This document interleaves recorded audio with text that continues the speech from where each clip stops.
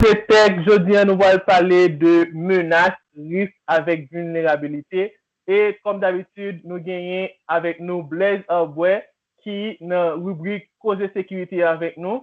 Et bienvenue dans Cause de Tech encore une fois.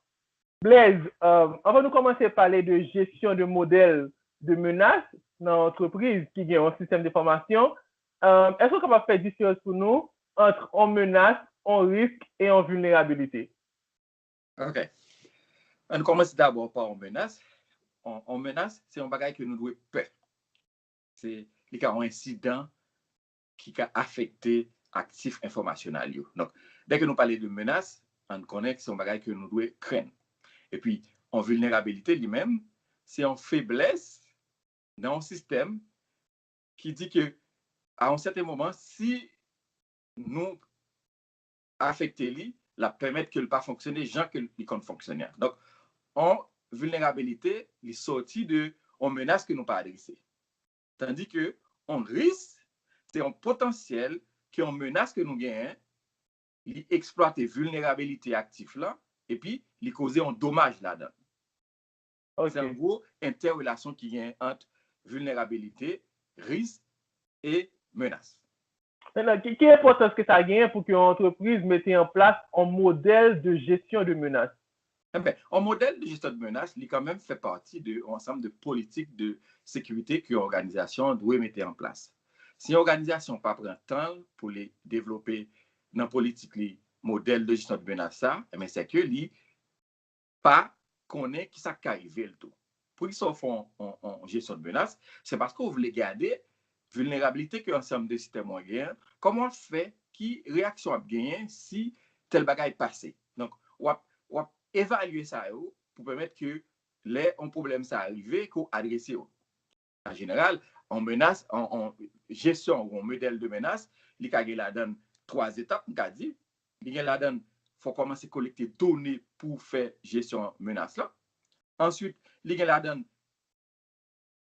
modélisation qu'on va utiliser, c'est-à-dire est-ce qu'on va utiliser tel modèle ou tel autre après fin collecter données. Et puis après, il y a la modèle côté où doit faire évaluation de menaces tout, c'est-à-dire évaluation par été seulement ou faire l'année passée et puis année ça ou pas faire encore. Donc sont ensemble d'étapes de manière que nous doit continuer faire.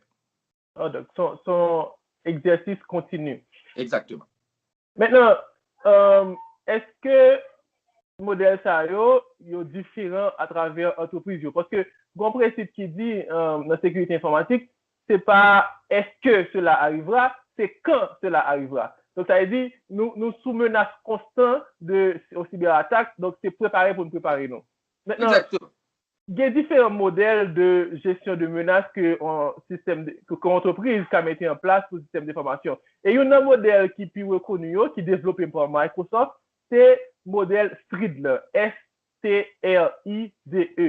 Expliquez-nous en détail qui ce modèle Stridle fait. Okay. Juste encore pour me retourner, je dis d'Italie à Gaël, c'est que le risque zéro, ça n'existe pas.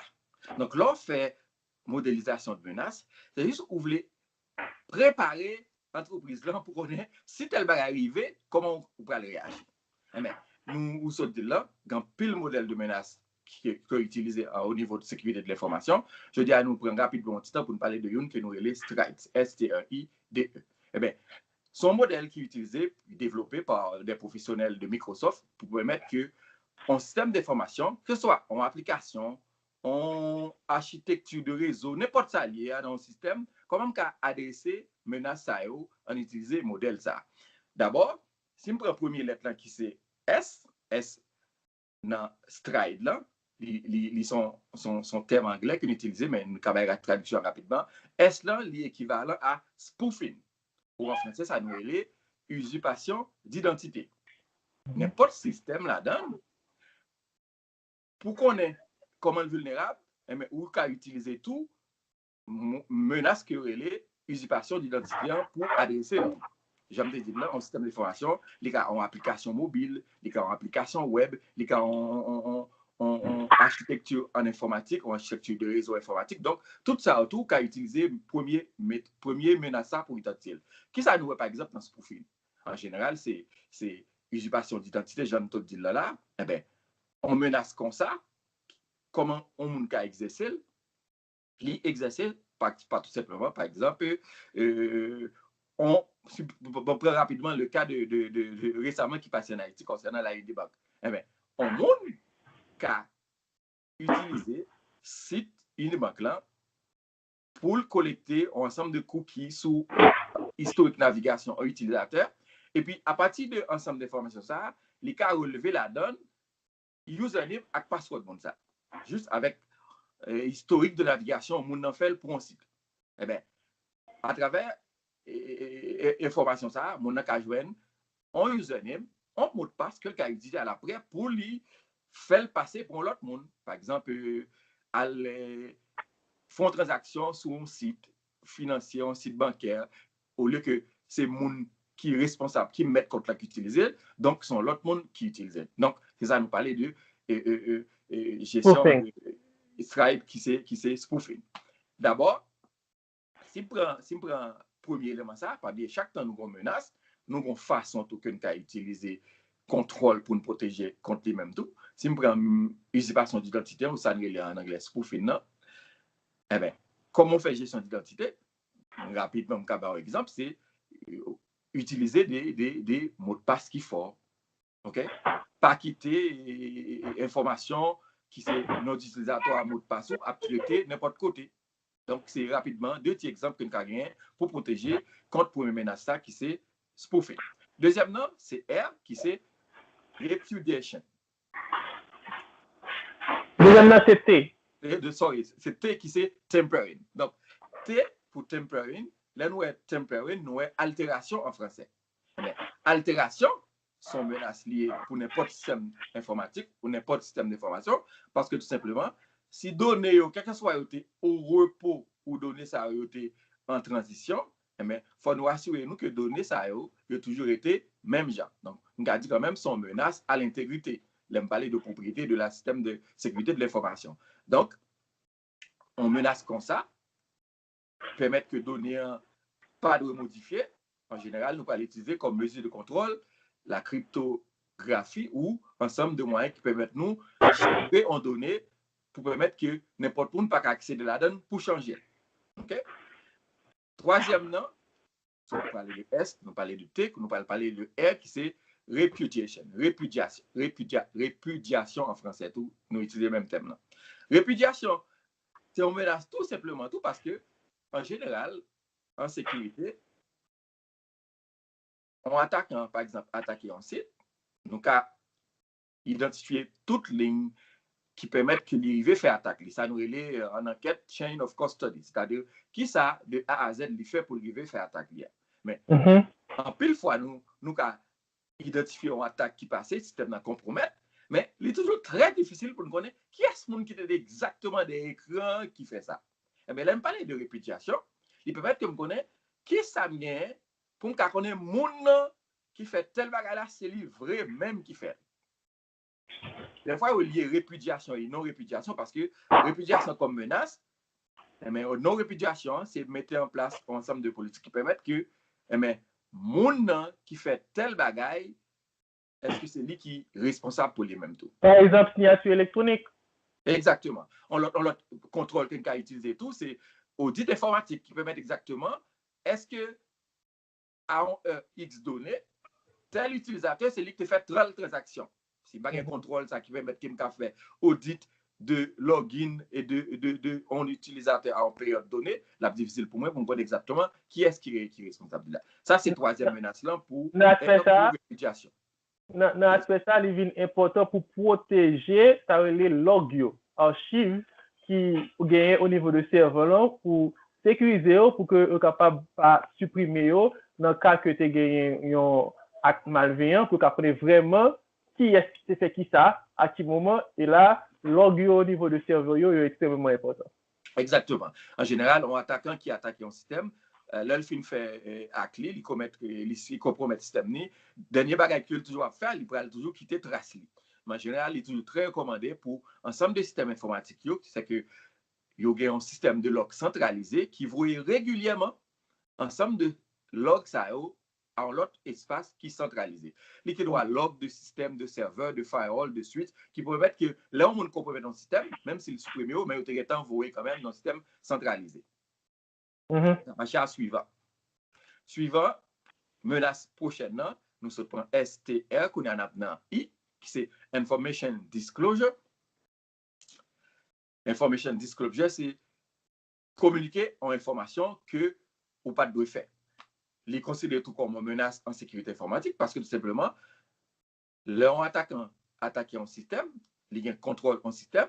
Pour une bagaille que le cas fait, c'est que le cas prend information, les communiquer. Ça en anglais, en data leak. C'est-à-dire, il prend information, ça, que ce soit le prend pour la revendre pour faire l'argent, ou bien tout la vendre dans le marché noir tout pour faire l'argent tout là-dedans. Eh bien, étant donné l'information tellement sensible pour l'organisation, si c'est information qui concerne les clients et information ça, il va joindre l'autre pas dit, l'autre organisation, peut-être son compétiteur ou bien l'autre organisation qui est là pour faire méfaire, eh bien, l'information ça, à dehors, il va joindre l'autre groupe de monde ou institution qui pas doué de contrôle l'information ça, eh bien, information disclosure considérée comme une menace, communication information ça, il pas doué fait tout le temps. Donc, il est considéré comme une menace. Eh bien, comment nous avons fait protéger comme contrôle contre information disclosure, c'est en général, nous avons mis en place des systèmes qui connaissent activité d'audit qui gagnent dans le système, comment nous avons protégé le tout pour permettre que même le SAT arrivé, nous connaissons exactement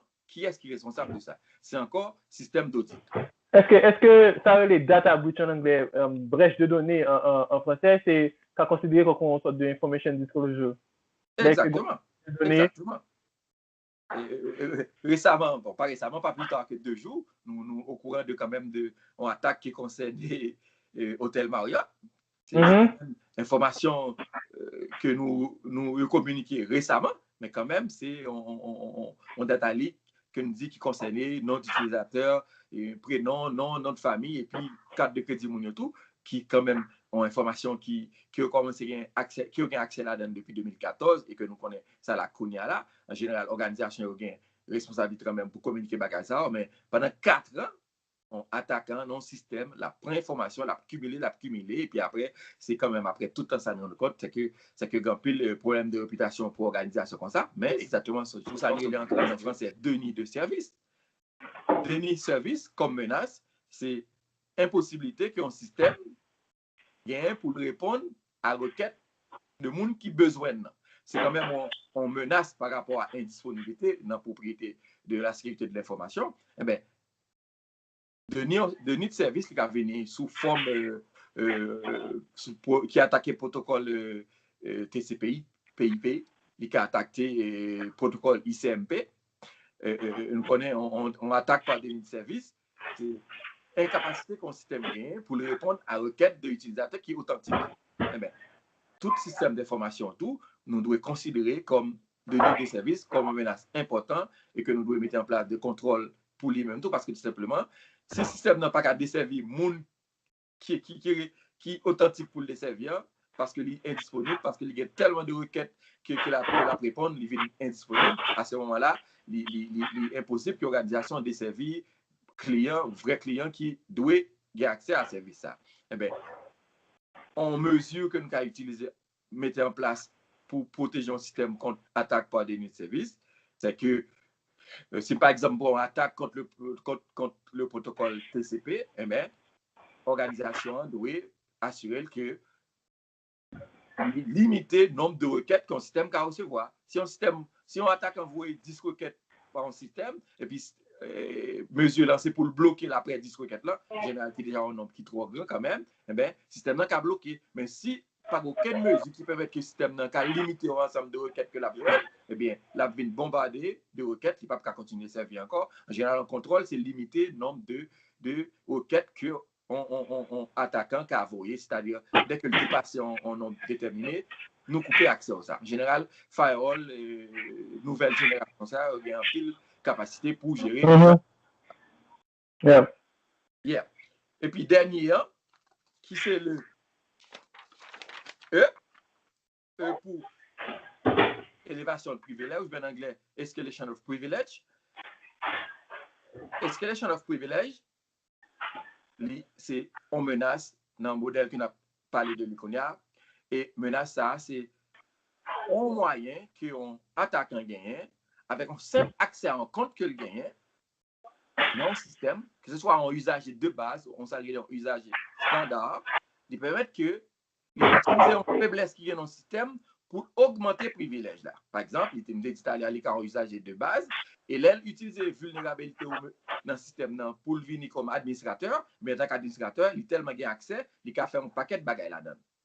C'est une menace importante et comme contrôle que nous gagnons pour nous protéger un système contre élévation de privilèges, c'est ça nous mettons en place, list privilege ou separation of duties, c'est-à-dire m'baille mon strict minimum accès que le besoin pour le gérer le système. Par exemple, dans l'application, des fois, nous connaissons un peu les développeurs, ils fait application gérée avec niveau admin qui pire. Eh bien, il est important que nous assurons que l'exact strict minimum que procédure là ou ça l'a fait que va le gérer les besoins pour lancer l'application, c'est exactement pour le gain.